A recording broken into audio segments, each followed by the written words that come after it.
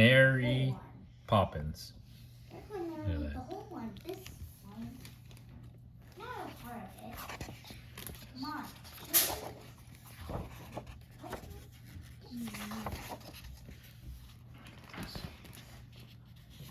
If you're looking for number 17 Cherry Tree Lane, and it's likely that you are, for this book is all about this particular house, you'll find it. Some nice houses, huh? 4 children live here. Jane, the oldest, Michael, her brother, and the twins. The family's nanny had left unexpectedly, and it was bedtime. Outside, the east wind blew, howling through the cherry trees that lined the streets. The wind madly spun Admiral Boom's weather vane.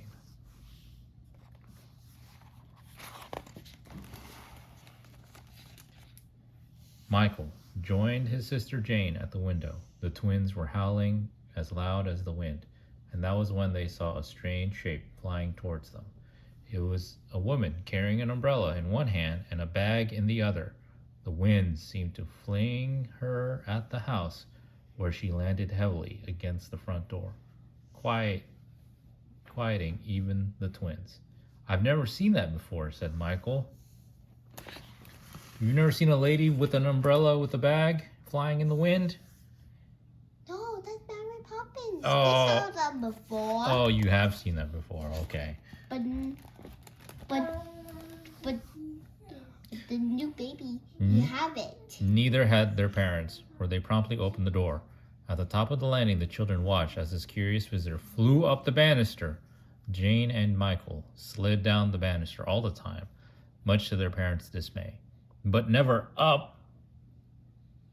Despite the wind, she was neat as a pin. There was something exciting about her. "I am Mary Poppins. How did you find us?" asked Jane. "The wind blew me here," she said. And then Mary Poppins wasted no time getting settled.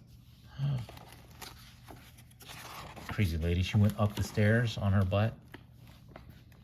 She removed her hat, set down her umbrella, and from her strange bag, she starched a starch apron, which she tied around her waist, a box of lozenges, a bottle of scents, a set of dominoes, 2 bathing caps, 7 flannel nightgowns, 4 cotton ones, a large bar of soap, a pair of boots, a postcard album, a toothbrush, a pack of hairpins.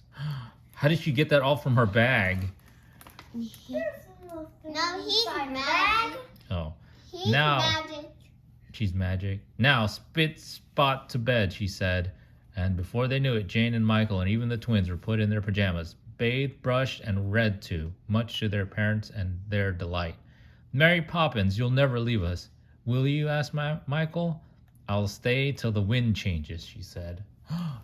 No, they've been going for a whole week. Oh, I maybe. hope it be his like a week or so. From I that hope night, it be like 2 weeks about. From that night on, Mary took charge, and the children followed. And every day with Mary was an adventure. They were always waved to Miss Lark, the next-door neighbor, on their way out. "Good morning, and how are we today?" she said. Jane and Michael never knew if she was asking how they were or how she and her spoiled, fluffy little dog were. Is she talking to them, or the dog? They always stopped to admire the matchman's work. On sunny days, matchmen made the chalk drawings on the sidewalks instead of selling matches. "Strike me pink," Mary always said when she was pleased. On this particular day, Mary Poppins, Jane, and Michael were taking the bus to pay a visit to Mary's uncle, Mr. Wig. "Why is your uncle called Mr. Wig?" asked Michael. "What does he wear?" "He's called Mr. Wig because Mr. Wig is his name," said Mary. "And he doesn't wear one. He is bald." Inside number 3 Robertson Road, an enormous table was laid for tea. But where was Mr. Wig? Jane and Michael had heard a giggle and looked up. "Where's Mr. Wig?" He's up. Oh, there he's, I see him. I love you, Oh, Uncle Albert, not again. It's not your birthday, is it? Mary Poppins asked. I'm afraid it is my birthday, he said. And whenever my birthday falls on a Friday, well, it's all up with me. Absolutely U-P. Why? Asked Jane. How? Said Michael. Well, you see, the first funny thought, and I'm up like a balloon. And until I think of something serious, I can't get down. Just watch the news. The children laughed, and more they laughed, the curious things happened. Jane felt herself growing lighter and lighter. It was not delicious feeling which made her laugh more. Then Michael started laughing too. But Mary Poppins liked to be proper. Really, she said, really, such behavior. Come up, Mary Poppins, cried the children. Think of something funny. But Mary didn't need to. She could fly even without laughing. She brought the table with her. Time for tea, she announced Mr. Wig, and the children laughed some more. Ooh, tea time. Look, they have cake for tea time. But no, that's for dessert. Oh, I see. It's time to go, said Mary after a while, and no need to think about serious things like school or growing up. They all came down with a thump, just in time to catch the bus home. When the day started growing shorter, Mary Poppins brought Michael and Jane to the most curious shop they've ever seen. Fanny Annie called. Mary called out in an empty shop. Annie Fanny, her echo called back. Her echo changed. Annie Fanny. Annie. Annie Fanny. Annie. Miss Fanny and Miss Annie appeared with their mother. Miss Corey, how do we do? She said with a dreamy smile. She offered Jane and Michael a baker's dozen of gingerbread, each adorned with gilt paper star. Arms piled up with the delicious dark cakes. Mary and Jane and Michael headed home. Later that night, after the gingerbread was gone and they hidden all their golden stars away in the nursery, Jane and Michael awoke to voices outside their window. Fanny and Annie each held a ladder and set them up with one end on the earth, the other in the sky. Miss Corey painted the sky with glue, and Mary Poppins stuck gilt stars that began to twinkle furiously. They're stars. Are the stars gold paper or the gold paper stars? Jane wondered. But she knew that only someone very much wiser than Michael could give her an answer. Ooh, pretty. Hello?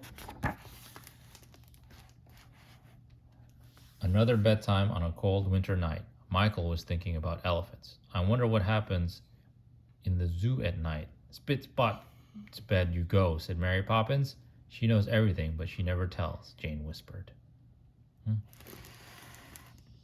See, she's smarter than you. She never explains anything. She never explains anything. I never explain anything. That'll be fun. They're just about to drop off into sleep. They heard a voice say, "Hurry!" Jane and Michael followed the voice out of bed and down the lane, across the park until they came to the zoo. In the light of the full moon, Jane and Michael saw the most amazing thing. Their animals were free. In the center of it all was Mary Poppins. Her voice belonged to a bear wearing a coat with brass buttons. He handed them each a ticket and told them... What did he tell them? We're all made of the same stuff.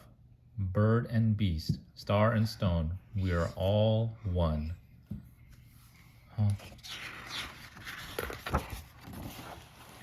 Winter turned to spring, as it does, and the bare cherry trees on Cherry Tree Lane blossomed and rained pink petals once again. Mary Poppins was especially quiet as she tidied up after supper. For a moment, she put one hand lightly on Michael's head and the other on Jane's shoulder. There's something different in the air. Admiral Boom's weather vane confirmed. The wind had changed. Jane and Michael heard the front door slam. They rushed to their bedroom window. Uh-oh, what's going to happen? Jane and Michael opened the window. Mary Poppins, they shouted. The wind blew her over the rooftops, away from Cherry Tree Lane. Would they ever see her again? Au revoir, she's called, which means, dear reader, to meet again. Bye-bye. Oh, Mom, we read the whole thing. The end. This one.